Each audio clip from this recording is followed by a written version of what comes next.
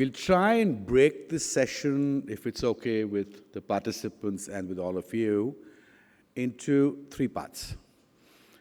The three parts being, each one of them will speak a couple of minutes on their observations on how they see the evolution of infrastructure. We'll keep it tight in terms of the period, just after COVID, and what has been the focus of their attention in what they do today or what they did in the last 5 years. And the panelists can ask them questions within that. The second part would be to say, if we were now to look at the 5 years with a rearview mirror and say, what could we have done better now those 5 years are over? And we'll spend some time on that. And lastly, we'll try and recap it to say, stage one, stage two, what's the way forward for the multiple agencies, association, and the government to take a holistic view and run with it together. So if that's okay with you, we'll start immediately. I'll just take a seat and take you through the proceeding. Thank you. Good afternoon. Good afternoon. If it's okay with you, we'll go left to right. So why don't you start from the faith perspective? You have the umbrella of the association representing hospitality and travel of all kinds. We've been on many forums earlier. What do you think has changed? Let's talk about positively, or in terms of the strength and the vision and the actual drive over the last 5 years that you feel is been a driving change never seen before from faith and from yourself.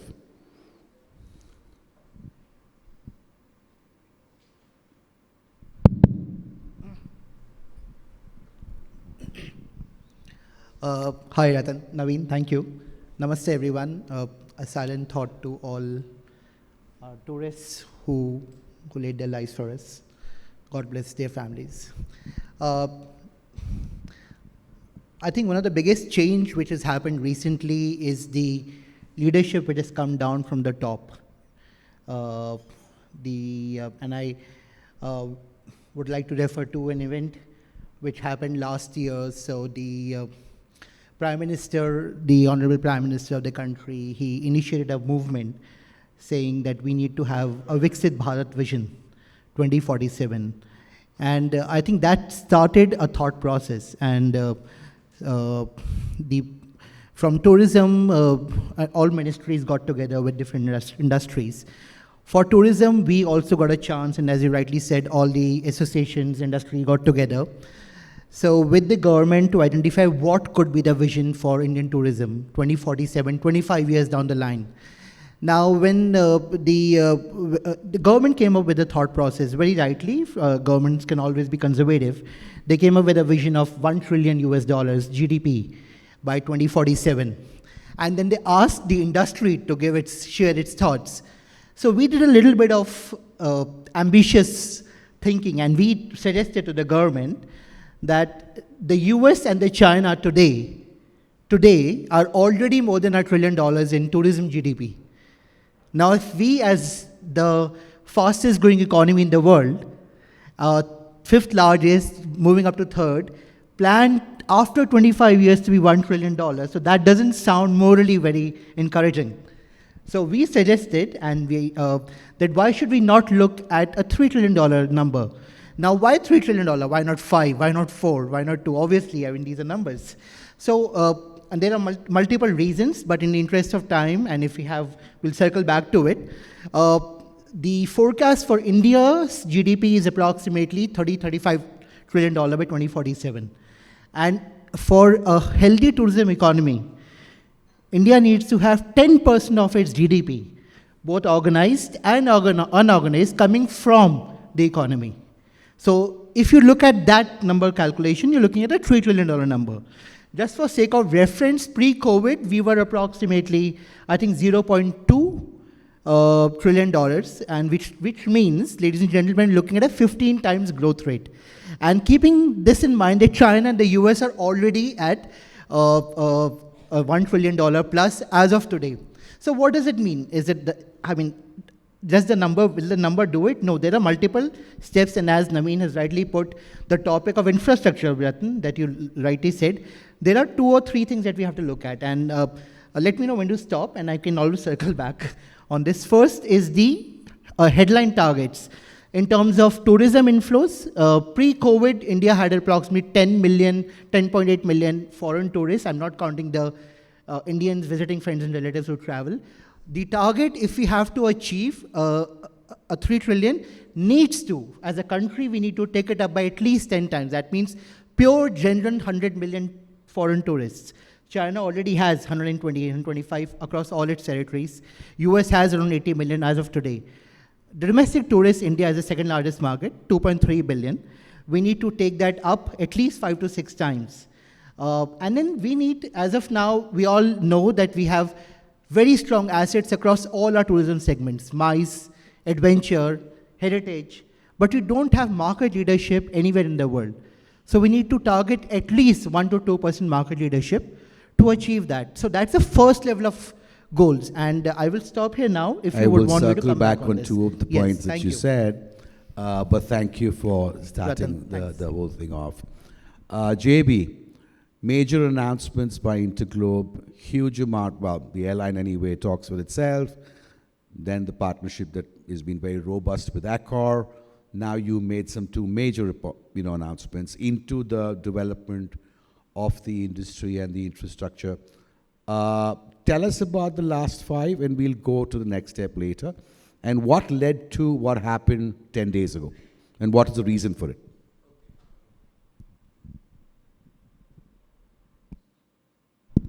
Yeah, thanks, Rattan. I think fundamentally, we at InterGlobe have a very, and it's not something new, it's been there for many, many years. We just have a massive, massive belief in where India is going, and we've continued to be very committed towards that investment across all our businesses.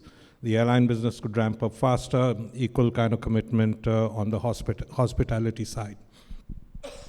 I think your question around last 5 years, and that's actually been very pivotal in the industry, the way we see it. I think first, of course, the way the government looked at leadership at a cabinet level, that itself, Billa ji is here, Mr. Barwas, everyone's here, all of you. You've worked through the system for so many years trying to really push the industry. But I think the seat, at the table, at the big table, was very, very important for the industry to be heard. So I think the first good fix, and there were many times we would talk about how the structure should look like and so on. So that's a really big shift. But then when we look at on the infra side, a lot happened in the last 5 years. The road expansion continued. We saw, destinations that were not doing well, suddenly their just sort of returns just skyrocketed. The whole Udan thing and that whole commitment to get those, I think it's 120 airports, double airports in 3 cities. And all of that is happening. And then Viksit Bharat, as you mentioned, and many other things that are just focused around infra, mobility, both road, rail, and air. That's very, very big. And we see it across the industry. We just see how mobility is moving.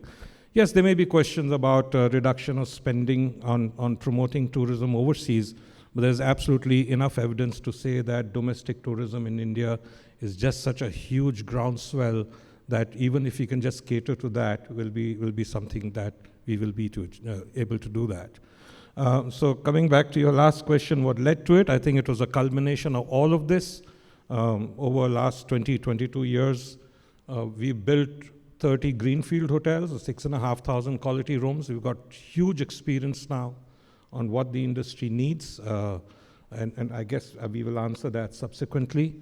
So that's what led to it, our experience on the ground, our successful collaboration with Accor for so many years. Accor today operates 70 and has another 30, will get up to 100 in just a few years.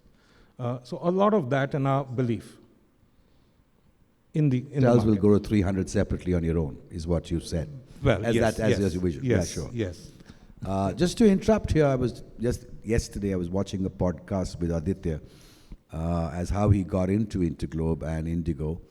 And he had been hired a few months ago or a year ago as their corporate lawyer from another company.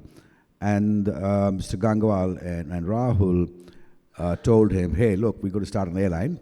This is what we need. This is the kind of stuff that India needs. Here's the opportunity. We don't have a CEO. We've just placed an order for so many aircraft. So why don't you lead the initiative? And he looked at himself and said, me? I mean, I'm a corporate lawyer by training. I'm about 30 odd years old. But they had the confidence to leapfrog into something so substantive and take a personal risk because they saw the opportunity within India very holistically.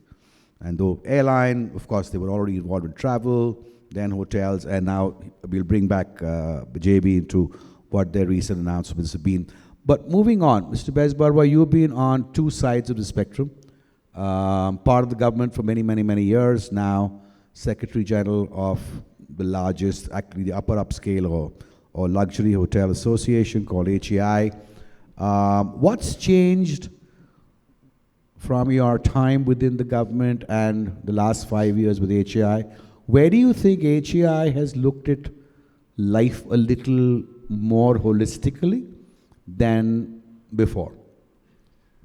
You are asking a question which is dangerous for you because you can ask me to go into the whole history of what has happened and what has not happened. Because that's part of it before, so I'm aware of the history. But let me say, and I have been saying it quite often, that last few years, the greatest thing that has happened for Indian tourism is that, as Ashish was saying, that the whole approach has come from the top. It has never happened before. And so much so that when I was secretary, we had a campaign to say that tourism touches everyone, tourism matters.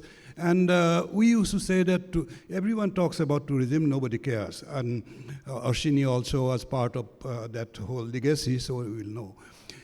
What is happening now is that the Prime Minister is giving the lead, but more important than that is that the thinking has changed. And the change in the thinking has been reflected in the budget of the last 3-4 years. And I see that, but of course we have a lot to do to carry it forward. As the Prime Minister was saying that you have to roll out the roadmap. So that is the most important thing. But what has changed in thinking are 2 or 3 things. One is that we have to have a mission approach. That mission approach means that no ad hoc things, you have to plan everything for tourism. Tourism has to be a real industry that way. The second is that convergence. Tourism does not happen in the Ministry of Tourism. And that was our sad experience. And there was no convergence of all the players who are in tourism. Now, Prime Minister has been talking about convergence. And the third thing that has happened is that we are talking about destinations development. Again, Suman also is part of that. And as a proper management, destinations are not just destinations, you manage the destination. These are some of the things which have happened. I can go into lots of other things, but we will come to that. But let me say what has not happened in infrastructure, in the hotel industry and all. We'll take that as the second stage. Okay, thank you. Mr. Billa, welcome back to the tourism department. Big cheer, very popular DG in tourism. The government has made great strides. Hoteliers and travel operators have always complained about no infrastructure, no logistics, no transportation, for many years as being the reason for our failure. I can today talk about it, I'm no longer in the business. But it's been phenomenal how the road development, the airport development, the concentration on zones, particularly pilgrimage.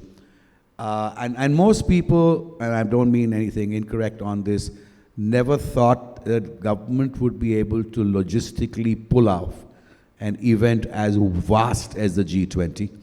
And of course, the Ayodhya launch and then the Kumbh Mela had just put us out into as being logistically brilliant with the concept. Over and above that, what has been the driving change in 5 years? I'll come to the second part later. That you like everybody to know, because that's what's the new trampoline for the future, from your thoughts. Thank you, Rattan. So I think it's 5 years is vital, but I think 5 years was also the COVID time. So it's probably good to cast the net back to the past 10 years. And as you had mentioned, India has been the fastest growing economy in the world, major economy in the world for over 10 years now. Now, most of the infrastructure build out has been spectacular in India. If you look at the quality of our roads, if you look at the quality of our airports, etc., and also the quality of our hotels, they are world class and probably the best in the world. But I think, so these are the peaks. But if you look at the connectivity, how do you get from the airport to the hotel? And when you go to to a tourist attraction or a site, there the experience is not seamless, and there is a challenge there. So I think to define the problem statement today, the problem statement is that supply is very low and demand is skyrocketing. Supply is not able to keep up with demand. So by a general estimation is that we have about 180,000 hotel rooms, branded hotel rooms in the country today, and we would require 3 times that number by 2030. Even today we are trailing by a big number. Even unbranded hotel rooms, you have about 15 lakh hotel rooms, and we would again require 3 times that number. But supply is just not happening, and there are reasons why that is not happening. We need to work on the capital structure, ease the sense of doing business, incentivize people to take that entrepreneurial position. So that is one part. The second problem statement is that if this growth has to happen, do we have enough headroom in our existing destinations to have this growth, to be able to host this growth? And I don't think the answer to that is simple and straightforward, no. Because except if you look at a couple of destinations like, say, Kevadia, which has been built up from the ground up, we have not added any new destinations to the tourism map in the past 60 or 70 years. So I think if you have to take advantage of this demand that is there in the economy, and if you want to ensure that it contributes positively to the GDP of this country, and we want to double it from 5 to 10%, what we need to do is to create capacity, and that capacity means that we will need to create new destinations, and we will need to enable more private investments to come. So there's a lot of work that's happening in the government to sort of frame that, and there are the current budget is something that leads in that direction. But I think just to go back to one point that Mr. Bezbaruah has mentioned is about destination management, because typically I think the most important part of governance that we are lacking is at the destination level. We have one at the central level, we have one at the state level. But who is putting on the thinking cap to say that if I am a destination like, say, Kumaragam, what is going on in Kumaragam? Are there peak seasons where you have too many tourists coming in? How do we sort of moderate that to ensure that the experience is intact? Or if there are low seasons, how do we do? Yeah. What? Sorry to interrupt. I've been following you for many years, and your podcasts in selling opportunity and what is India are legendary. I think they've been followed by over 10 to 20 million people whenever you've spoken. From an investor point of view, if again you could look back on the last 5 years while you were selling India, how would you sell hospitality India, and what's it achieved? Second part we'll go to again. We'll jump back into the same sequence. What has India, and through your good offices or people like you, have achieved in the last 5 years which you think is a game changer?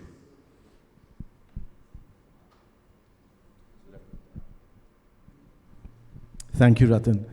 First, it's not really a podcast, it's our standard India presentation. And I must tell you, the team does it much better than I do it. So if you really want to hear the real impact, you should hear the team there doing it, because they do it with the passion that is. Of all the 61 sectors we're pushing, and actually we were not selling India, we were just trying to showcase the opportunity of India. Something which was always central was tourism. Of all the sectors which sit there, as a cause and an effect, implication on GDP as a multiplier, tourism is the highest. Any economy of the world. And interestingly, the second one is aviation, which I just got to know a little later. Now, the past 10 years. And I'll take from Suman because he said 10 will be it. You know, we spent more money on infrastructure in the past 10 years than we've spent on the past 67 years. Think about it. $11 trillion were allocated for infrastructure spend in the past decade. The total we spent in the past 67 years was a little less than $10 trillion. So the spend is huge. Now let me take you to the second part. What I believe is, I think the past decade was where the building blocks were happening. Tourism is one sector, as I said, is a cause and effect of the growth of every other sector. That leads to tourism, right? It's not a standalone sector by itself. Some of them can be. Pharma, for example, I'm just giving you an example of something which could be a little more standalone than tourism is. So tourism, that way, has the multiplier effect. As I look at it, this was the time when the building blocks were being put in place, and we are soon approaching an inflection point. Inflection point both in our domestic tourism as well as global tourism. Now, there was a very interesting incident. By the way, I don't know if you walked down the corridor, if you came through the main lobby, and you would see on the left side, and I counted them when I walked in, this was just half an hour ago, there were 26 golf bags. You saw it? Oh, is that what it was? I was so happy that we finally had golf coming into India, but you know, you took it away from me. Because I do recollect that there was... Religion is cricket, and that's what you saw. That golf course happening something in the in the northeast part of India, which we are trying to bring it down to into a privatization space. So it was very interesting, by the way. We had, do I have 2 minutes on this one? Yeah, sure. We had a delegation from Houston. What Houston is wanting to do, as you know, Texas was the #1 economy of the US. Now they've been taken over by California because California IT went on and gas has come down in energy, so Texas has become #2. Now they're trying to reposition themselves as #1 by saying they will be the wellness destination of the world. And there was a meeting with us, that was the time during the Invest India time, and they were saying, how can you support us on being a wellness destination? And my first instinct was that we are actually the real wellness destination of the world.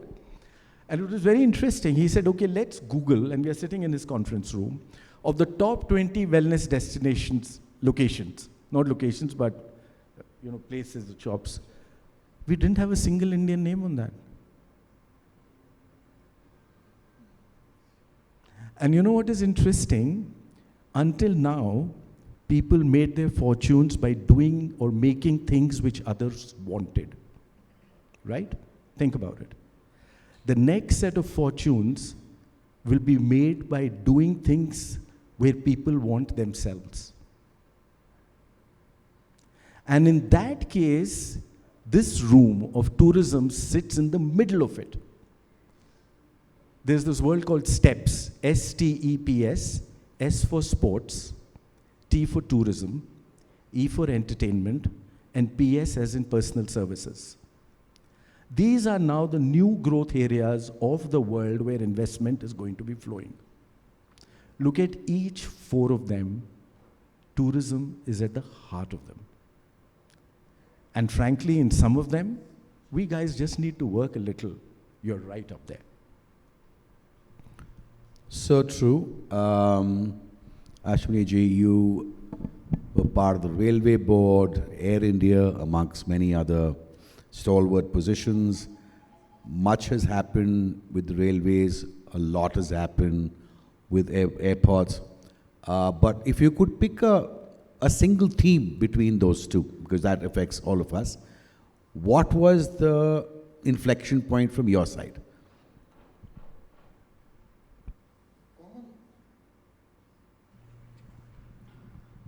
The common theme between these two sectors is increasing the capacity. In the aviation sector, we increase the capacity by building more airports, bigger airports, metro airports, because the number of tourists actually who can fly between from foreign country to India directly depends on the number of air seats between India and the rest of the world. And in the railways also realized that while in the last 70 odd years, number of passengers have gone up considerably, but the track has not gone up to that extent.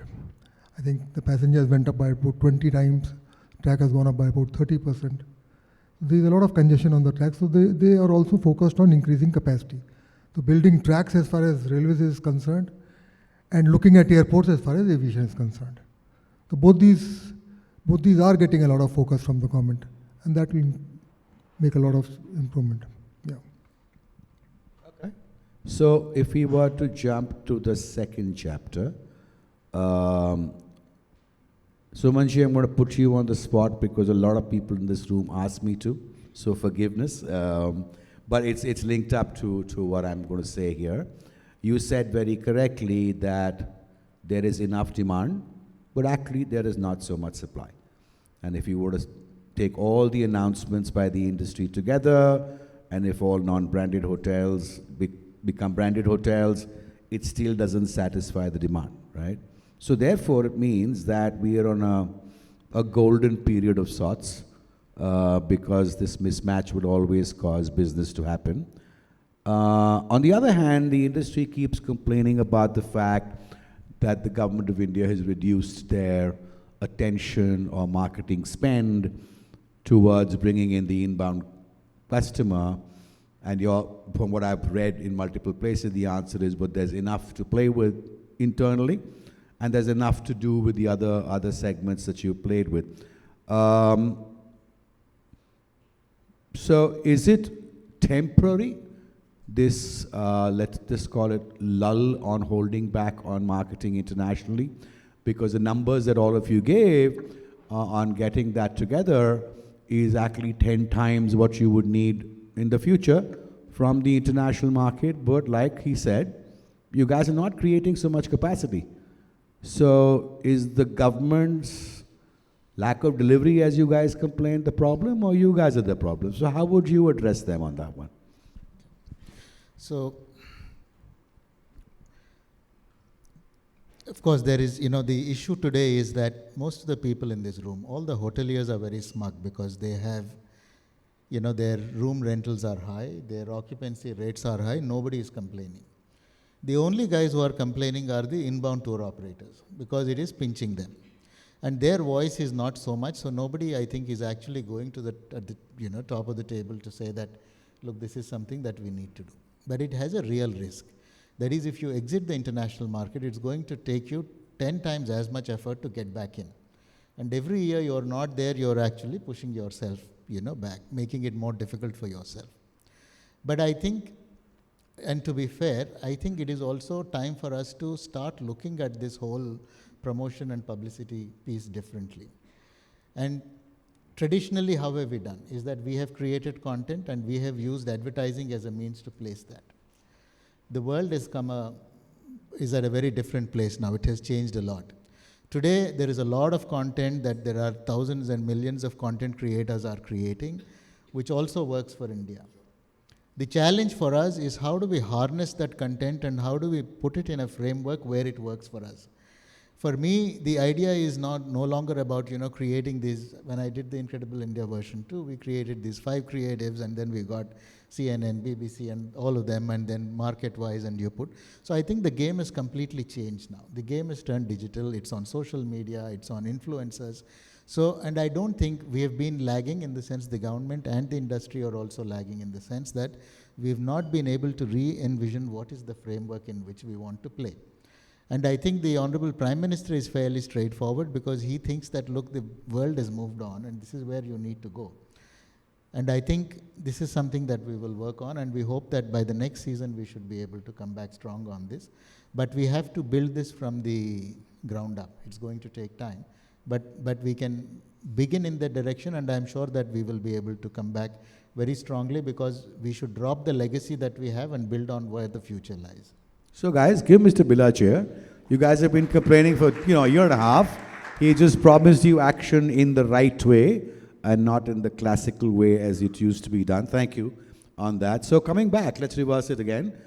One opportunity now with what we talked about, the positives, and just, a short answer, that faith and all the constituents of faith missed the boat on, or should have looked at it differently and holistically over the last 5 years too. We've talked about the positive, which was the one thing that now you look back saying, oops, missed the beat.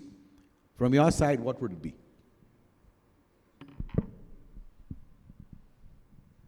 Review to karte ho gaya yaar.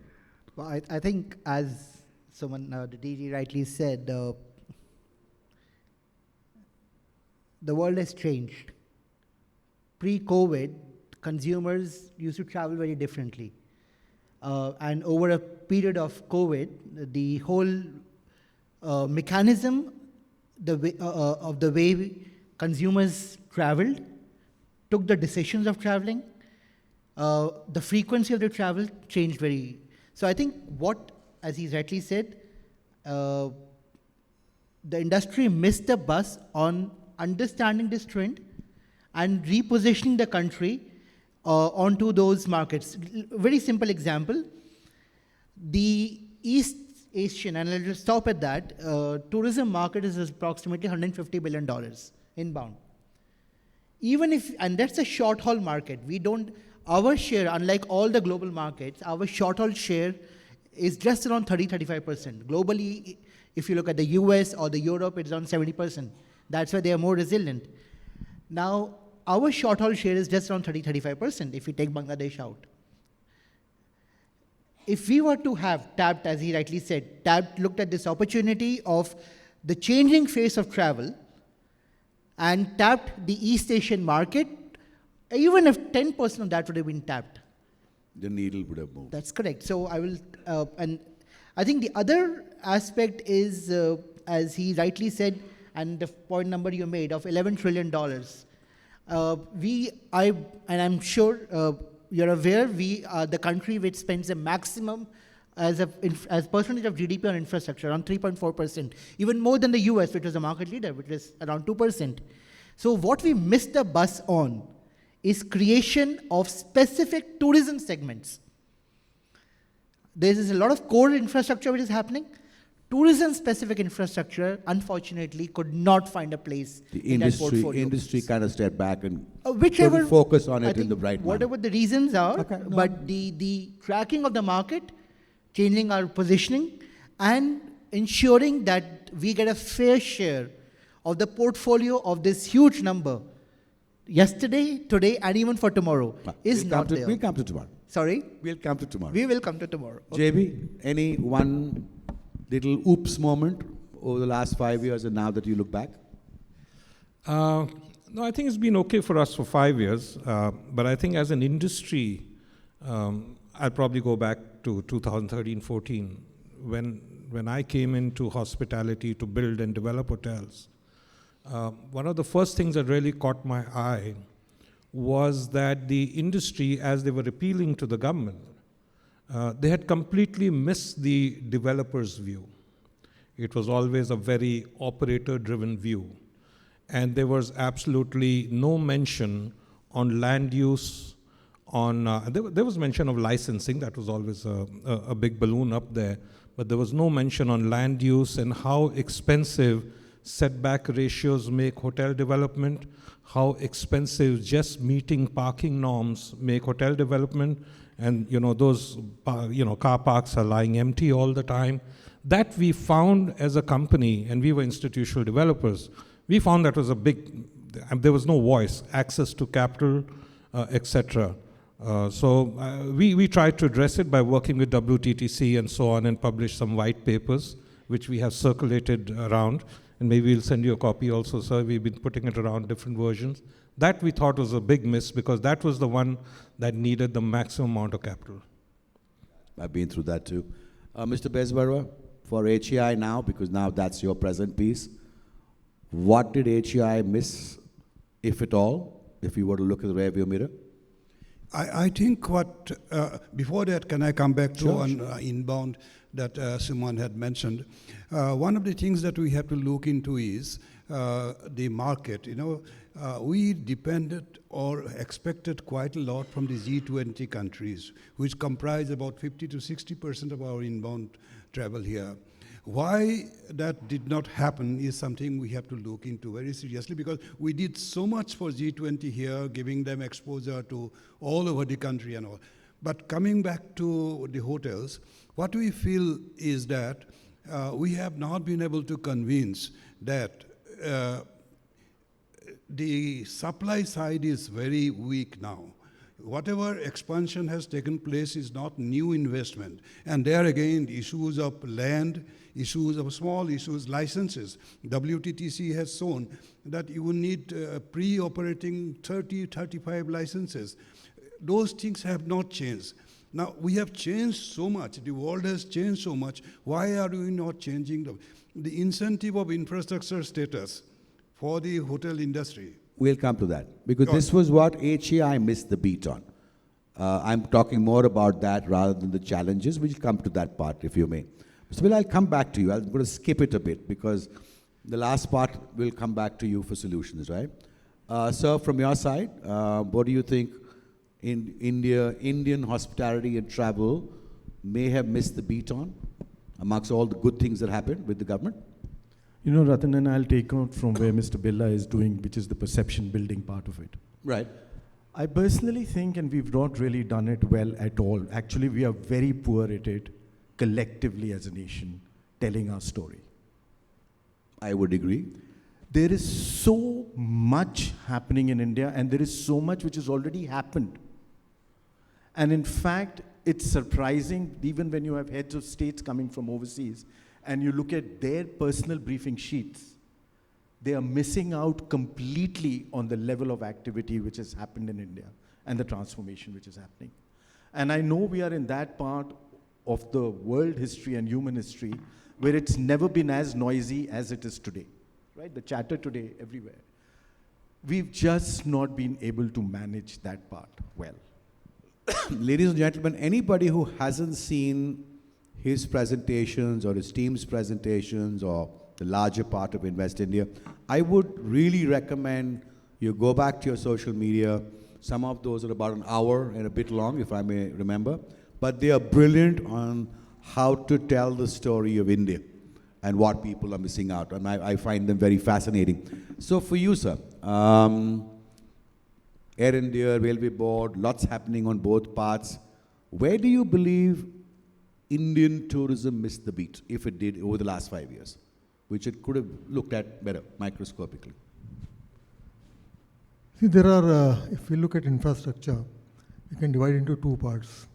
One is major infrastructure, tracks, airports, hotels, big infrastructure.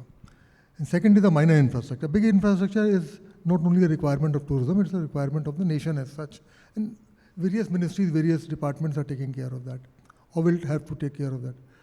But what we have not been able to provide is basic things like clean toilets. You travel on the highways, especially the women folk, the toilet becomes a very, very major issue. We have failed in providing clean toilets. I don't think that is so difficult to do that. We have failed in providing adequate number of good quality signages and interpretation boards. Why can't we plaster the entire country with signages and interpretation boards? Why can't we pick up some, say, 50 or 100 tourist destinations and look at them holistically? Itemize what are the different works which are required to be done to make them absolutely world-class, tourist-friendly. So we have missed the bus in these small things which could have been provided, should have been provided. They're very, very important. So if I may just give a bit of my personal overview, laundry list. I think the industry realized very late about their role in skilling. And they pushed into it after the Prime Minister's announcements that they actually took it very seriously, when they should have seen the need any which ways for the industry, if not just for India at large. And we've got Rajan here. who does a stellar part in enabling the industry for it, but largely for the larger companies and chains. There is so much that we could have done. You're right, whether it's safety, security, cleanliness, facilities and access for older people, differently abled people. I think we are very poor, barring maybe within the hotel buildings. Even mostly airports are quite terrible, and that's why you see the wheelchair piece, because we've got travelators that go 50 meters and then the older person has to walk, which they can't do. So Manchi, back to you. With all that's happened and all that you're hearing, what would you say is there a way that the tourism department could be the main pivot? Just like the Singapore Tourism Promotion Board or the Irish Tourism Promotion Board, they are the decision makers even on investment in infrastructure decisions as it involves the entire community and the country. Because it's, all the confusion about concurrent list and this list, which would then solve the continuous question on why not infrastructure status, why so many permissions and licenses centrally, locally, why all these norms of parking, etc., which are really... is there something we all could do to help the department and the government to take that and make that a bit of a microcosmic view, pivoted by you, with the industry's, participation on a continuous basis? Is there a way to structure that for the future? So I think you've actually come to the root of what needs to be done. So I think a long time back, Mr. Kurian of Amul once said, what would be the impact on Indian agriculture if the Ministry of Agriculture were to be bombed out of existence? So I think you have to start thinking... I wasn't recommending that part, please. I take back my words there. No, it's polemics, but I think it's thought-provoking, because I think you should actually start from that premise, from first principles, on how do we build a structure which works for the country, irrespective of the bureaucracy or the industry, and how can we, bring things together. If we have a task before us, and the Honorable Prime Minister had said a few days ago that we have to increase our GDP contribution from the tourism sector from 5 to 10%. So what is it that you're going to do to sort of make that work? So a lot of work has to be done by the government, but a lot of work has to be done by the industry too. For the longest time, I think for almost a year, I've been saying that, the issues that you have mentioned on rationalizing building norms, which can add 25 to 30% of efficiency for hotel buildings, of where is the shoe pinching in terms of the clearances that you need to get from the states. The government is ready. We spoke to DPIIT and they said we'll be happy to include that as a chapter within the ease of doing business framework, but you give it to us. So we've been saying that instead of us making the list and then you will say A is not working, B is not working, you guys make the list and come, let's finalize it, and then we will ask the DPIIT to do. So the industry should also start looking a little bit beyond its nose and say that, let's commit some time and effort in, bringing this together for common good. Similarly, on the infrastructure status that you again mentioned, this is an old discussion we've been having with the EA. And it is not that nobody understands the potential of what the tourism sector does, but for them, it is about allocative efficiency. So they think that if we put this onto the hospitality industry, all the money which needs to go to the airports, roads, etc., will probably get, diverted into the hotel industry. So that is a realistic thing that we have. But for every time the Ministry of Tourism makes the case, it's equally important for the industry also to, sort of make that case. So we made a good beginning now, at least with these 50 destinations in the budget, there is infra status, irrespective of size. But that's not going to solve the problem. No. I think we should be able to show some progress in these 50 destinations and then make a case for it, to be made more widespread all across the country. So I think the fundamental principle is that, as he said, tourism is not something that is driven by the ministry alone. We need several sister ministries, we need the state governments, and we need the industry. But I think the catalyzing role that the ministry needs to play will only happen when both the industry and ministry act in concert. So, the gentleman starting from the extreme right up to Mr. Bezbaruah.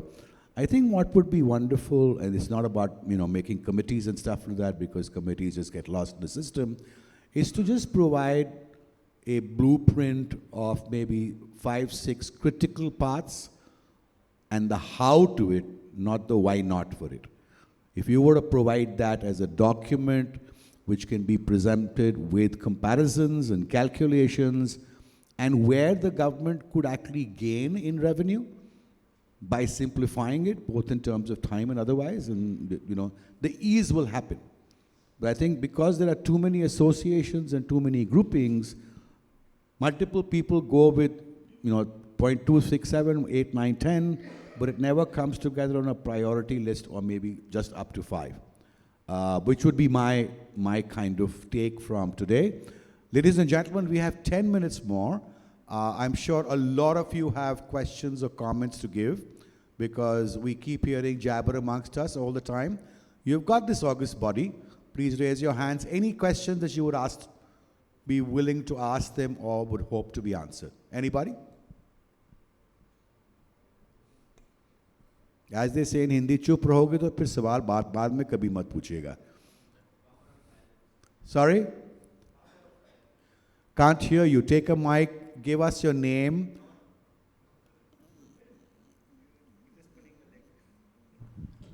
Suresh, you have a question to ask, I believe?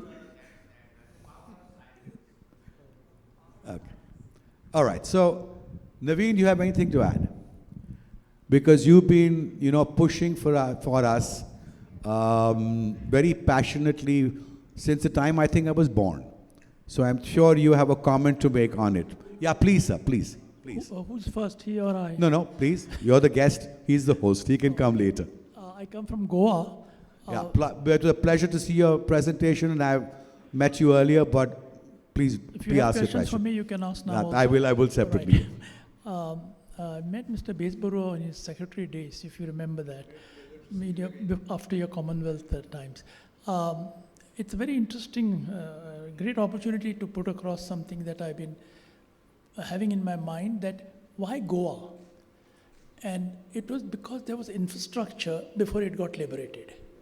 We had an international airport, we had good sea connections, the rivers, the beaches, and a legislation in place, what we say is uniform civil code, where equality, secularism, and therefore tolerance and so on, which you don't find, particularly in Kashmir. You've seen what happens everywhere. So that social infrastructure, as well as engineering, science, all that physical was there. Now we've got a second airport, which is for a population of 1.5 million, is another breakthrough. What the resort I talked about, we will be having many airports. Now, by airports, I mean going back to Maldives, just 2 airports, but actually 110 airstrips. Airstrips is something which we have overlooked, and we'll be taking off from our seaplane, which is an amphibian, from this Maharashtra resort into Mopa in 7 minutes, into Daboli in 11 minutes, into another resort of ours called Siddharth de Goa in about 10 minutes. Now, this bypasses the great highway and the infrastructure connectivity that we have sunk so much money into. It needs to be done. I'm not denying any of that. But here is a 3-dimensional infrastructure which we have to look at. Going back century or 2 centuries ago, the question was, Bombay, how many docks does it have? London, we have 35. And so on. So that was the indicator of progress. How many airports we have? I think we are now got a last mover advantage. Electric seaplanes are flying in Vancouver. They can come to Maharashtra, they can come to Goa. We can enter this 3-dimensional infrastructure industry for a song. And therefore, may I suggest that we just look forward to our trillions of dollars through some of these scientific and engineering and other breakthroughs. And hopefully, the social picture will change and prosperity will come. Should we add to that, actually? We've got a law, I think, correct me if I'm wrong, JB, you know a little bit more about aviation, that you cannot fly single-engine planes for commercial use. I was in Africa a few weeks ago, and I flew from Dar es Salaam to Zanzibar on an 8-seater single engine, and it's how everybody flies. I know, but I don't think you can use them for, but then why have we not used that part is my second question, because it's not extensive, may I answer that and the a bit? seaplanes would probably be in addition to that part. No, the seaplanes are 8-engine aircraft electrical. No, I was just coming So at as all an this, aside. I agree with things, you. I completely. Safety goes to a very high level automatically. You've got an inside job, sir. You should talk to him. JB Singh with InterGlobe, and therefore Indigo. So please push So his button. please give us 25 airstrips and runways and 200 planes, 5,000 remember, planes in Goa and Maharashtra. We will travel faster and cheaper. Mr. Jagua, buy him a couple of drinks in the evening, and maybe he'll make it happen with Rahul. So, Why not he buy a drink for me? I'm from Goa. Should, okay. The last comments are for you on the subject, because you've been a passionate believer in this topic. And we've got Rajiv pushing up his hand. Did you put up your hands? Okay, I'll come back to you if we have time. No, I just have an observation, in fact two. One is that Ashish mentioned our failure to perhaps divert to new markets like the Far East. From my understanding of tourism in the earlier years, we had either 5-star hotels or 2-star or none. So the entire effort of the 5-star hotels, which were the mainstay of inbound, was to look at Europe. Now that shift from Europe has not materialized to the Far East. Because if I would then talk to the Taj and the Oberoi, they would say the Far East doesn't have the paying capacity for our hotels. Right. Now much has changed there, and now there is adequate three-star plus accommodation available. But this shift has not happened to look at regional markets. We still don't look at Bangladesh, Sri Lanka as markets. Well, Bangladesh and Sri Lanka are larger providers. So my question is something different. Is there a mechanism, or can we have a mechanism in the industry, aided by the government, where we can look market closely, shifting markets, marketing priorities, more than advertising?